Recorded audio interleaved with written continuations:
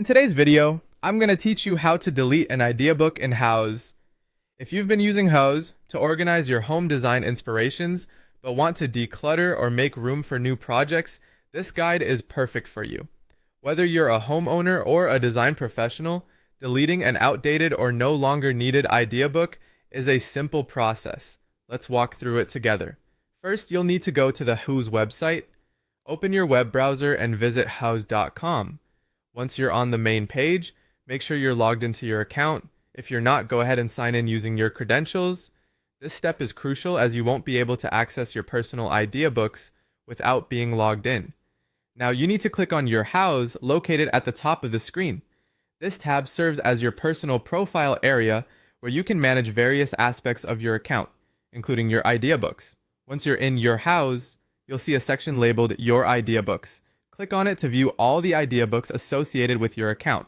Within the Your Idea Books section, locate the specific idea book you want to delete. This is where you've saved those curated ideas and designs. Once you've found it, click on your ideas within that idea book. This will take you into the idea book itself, displaying all the content you've accumulated over time. You should now see 3 dots, often located in the corner of your idea book interface. These 3 dots represent more options that are available for managing your idea book. Click on these 3 dots to open up a drop-down menu with several options regarding what you can do with your idea book. From the drop-down menu, select Delete. This step is crucial for those who are ready to part ways with the specific selections they've made. It will prompt a confirmation, ensuring that you really want to delete the idea book.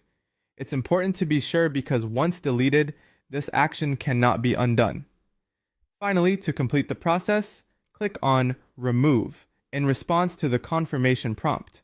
This action confirms your intention to delete the idea book, effectively removing it from your profile. Now, the idea book is permanently deleted from your account, making space for new designs or adjustments according to your taste and needs. And there you have it. It's a straightforward process that helps keep your Houzz profile organized and relevant.